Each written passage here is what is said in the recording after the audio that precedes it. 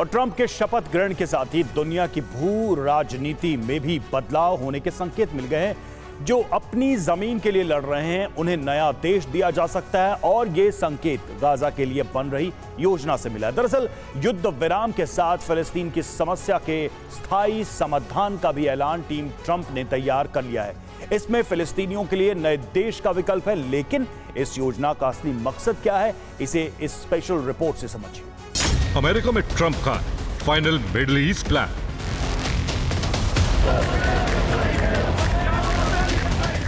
America में सत्ता परिवर्तन के साथ ही विश्व राजनीति में भी बदलाव की शुरुआत के संकेत मिलने लगे।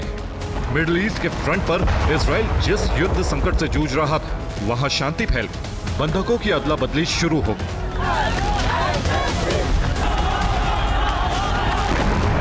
लेकिन विनाश की बुनियाद पर गाजा में स्थापित हुई शांति की मियाद बहुत छोटी।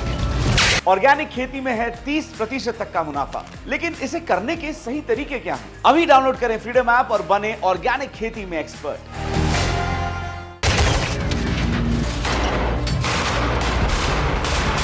इसलिए आने वाले दिनों में एक ऐसी तस्वीर गढ़ने की कोशिश हो रही है जिसमें आम नागरिकों को बेहतर सुविधा के साथ बारूदी तूफान से मुक्ति मिले और मिडिल ईस्ट में ईरान की ताकत बढ़ाने वाले प्रॉक्सी का खात्मा हो जाए।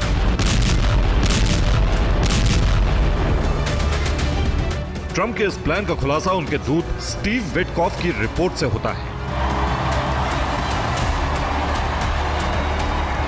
जिसकी भूमिका को पहले समझ लीजिए। यह तस्वीर तब की है जब रेड क्रॉस की मध्यस्थता में इजराइल से छोड़े गए गाजा के नागरिक अपनों के बीच पहुंचे और इन बंधकों की अगवानी करने हमास के लड़ाके पहुंच गए। ये वही लड़ाके हैं जिनके पास 24 बटालियन थे, जिसमें 30,000 से ज्यादा लड़ाके थे। इन पर इजराइल ने बेतहाशा बारूद बरसाए, उनकी सुरंगें भी ध्वस्त कर दी गई, उनके लीडर्स को भी मार दिया, लेकिन इनका खात्मा नहीं हुआ।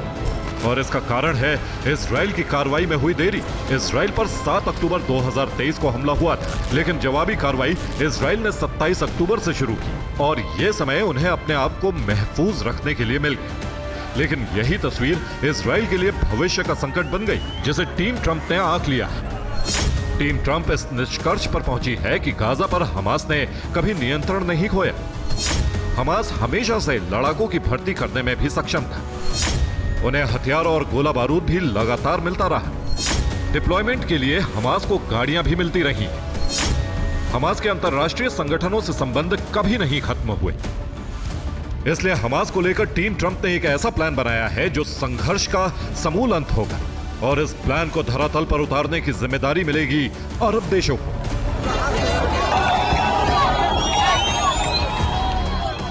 जिसे क्रमवार युद्ध और हमास के खात्मे तक लागू किया जाएगा, और इसका पहला चरण होगा फिलिस्तीनियों का व्यवस्थापन।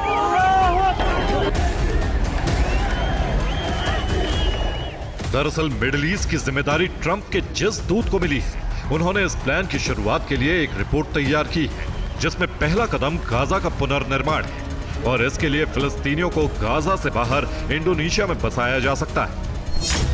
मतलब ये कि गाजा के पुनर्निर्माण के लिए गाजा को खाली कराया जाएगा, फिलिस्तीनियों को इंडोनेशिया में बसाया जाएगा। इसका फायदा ये होगा कि गाजा में हमास की वास्तविक स्थिति पता चलेगी। निर्माण के साथ इजरायली लोगों को गाजा तक विस्तार करने का मौका मिलेगा, यानी आम फिलिस्तीनी नागरिकों को नया देश मिल जाएगा और हमास के साथ संघर्ष का हमेशा हमेशा के लिए अंत हो जाएगा। हालांकि यह प्राथमिक रिपोर्ट है, जिसमें स्थान बदल भी सकता है, लेकिन प्लान यही रहेगा, जिसमें ट्रंप अपने अरब रीजन के सहयोगियों से मदद मांग सकते हैं। इसके एवज में अमेरिका अरब देशों को प्राथमिकता देगा। अरब देशों पर लगे कुछ प्रतिबंधों में ट्रंप रियायत दे सकते हैं, और यही नहीं, सहयोगी अरब देशों को अमेरिका से विशेष पैकेज भी मिल सकता है। हालांकि ये प्लान सिर्फ गाजा के लिए है, लेकिन हालात बता रहे हैं कि इसमें वेस्ट बैंक को भी शामिल किया जा सकता है, ताकि फिलिस्तीनियों और यहूदियों के बीच न सिर्फ संघर्ष का अंत हो, बल्कि ईरान के हथियारों के दम पर बारूदी खेल में शामिल होने वाले संगठनों को भी पूरी तरह से कुचला जा सके। और इसके संकेत वेस्ट बैंक से आने वाली तस्वीरें देती हैं। इन तस्वीरों में देखा जा सकता है कि गाजा में भले ही बंधक संकट टलने तक युद्ध विराम हो चुका है, लेकिन वेस्ट बैंक से ऐसी कोई डील नहीं हुई है। इसलिए हमास की अल कसाम ब्रिगेड जैसे ही नारेबाजी करते हुए झंडे और अपने मारे जा चुके कमांडर्स की तस्वीर के साथ मैदान में उतरी, वैसे ही तुर्मुसाया में हमला हुआ, जिसमें 2 घरों और 4 गाड़ियों को आग के हवाले कर दिया गया। यानी फिलिस्तीनियों के व्यवस्थापन की डील में वेस्ट बैंक भी शामिल हो सकता है और इसमें भूमिका निभाने वाले मध्यस्थों को अमेरिका की तरफ से विशेष छूट भी मिल सकती है, ताकि आम फिलिस्तीनियों को दूसरी जगह बसाने में आसानी हो।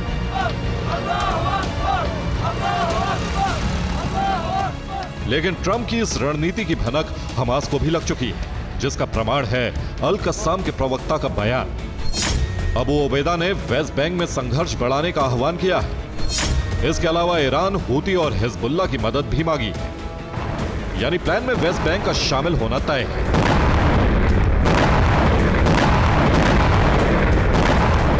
लेकिन सवाल यह है कि क्या फिलिस्तीनी अपनी जमीन छोड़ेंगे? क्या इंडोनेशिया को अपना देश बनाएंगे? इस सवाल का जवाब फिलहाल तो किसी के पास नहीं है, लेकिन माना जा रहा है कि अगर फिलिस्तीनी इंडोनेशिया का प्रस्ताव ठुकराते हैं तो अमेरिका किसी नए टापू को खरीदकर फिलिस्तीनियों को बसा सकता है और ये जगह ग्रीनलैंड होने की संभावना ज्यादा है, क्योंकि अमेरिका इसे खरीदने की इच्छा भी रखता है।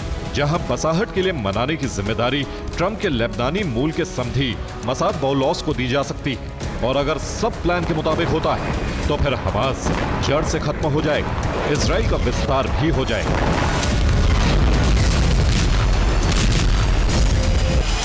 Bureau report, TV9 भारतवंश।